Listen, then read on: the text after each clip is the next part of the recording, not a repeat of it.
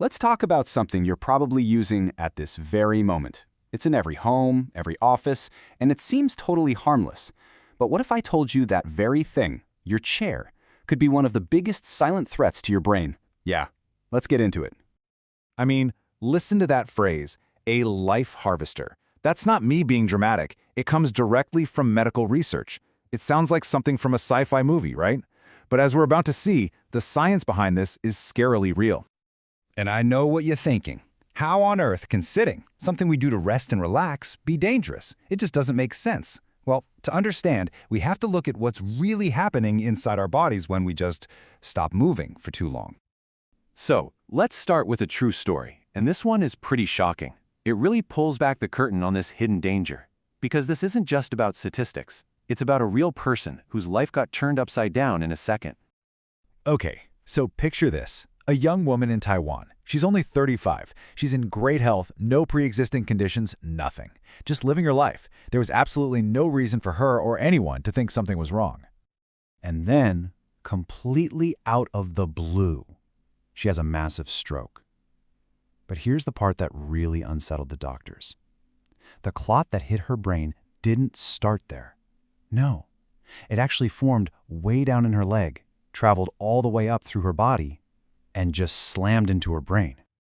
You know, the medical world actually has a name for this terrifying journey. They call it the death shortcut, and it's a direct result of sitting for too long.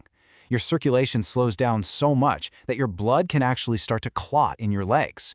It's a chilling reminder that when your body stops, the danger really starts to move.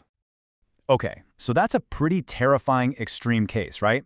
But what about the slow, quiet damage that happens over time? This is where we get into the hard data. Scientists have now found a critical tipping point for your brain, a red line that you really don't want to cross. So in 2023, the huge medical journal JAMA published this landmark study. They used machine learning to sift through data from almost 50,000 people, and what they were looking for was the exact moment when sitting flips from being fine to being a real hazard for your brain. And here it is. This is the number, 9.5 hours.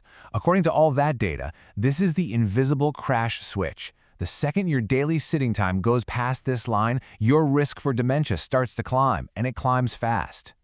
And what's really crazy here is how fast that risk just explodes. So look at this. At 10 hours a day, just a little over that red line, your risk creeps up by about 8%. But then look at the jump to 12 hours a day. It doesn't just go up a little more, it skyrockets by 63%. This isn't a gentle slope, my friends, it's a cliff. And if you think that's bad, for people who are super sedentary, we're talking sitting for more than 15 hours a day, the risk becomes a staggering 3.21 times higher.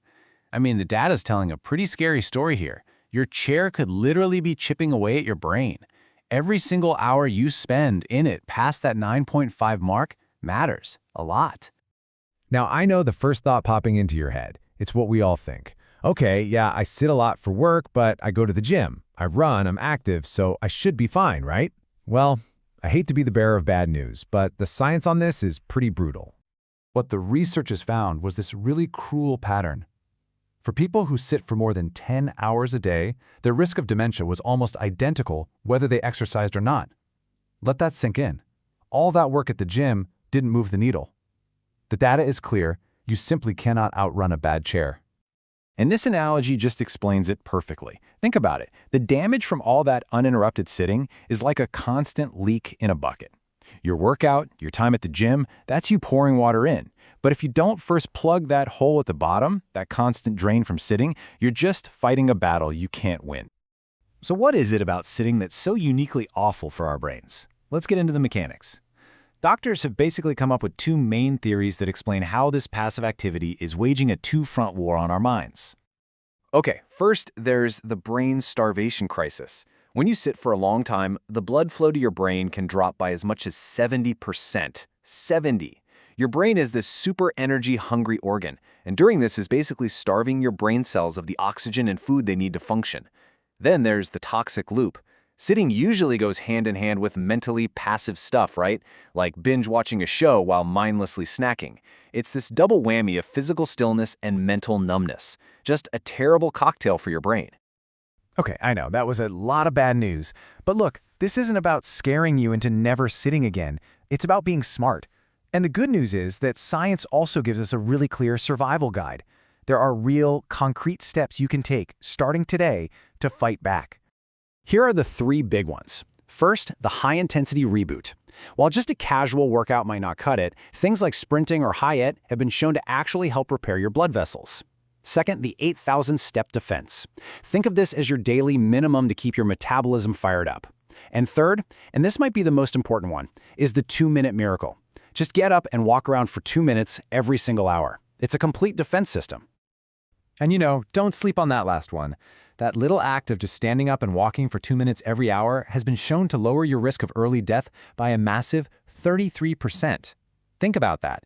Those 120 seconds are like hitting a giant reset button for your body.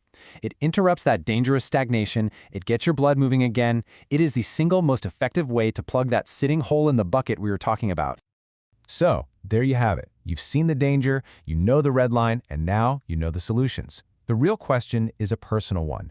The next time you feel yourself locked into that chair hour after hour, are you going to stand up for your brain? Because its future just might depend on it.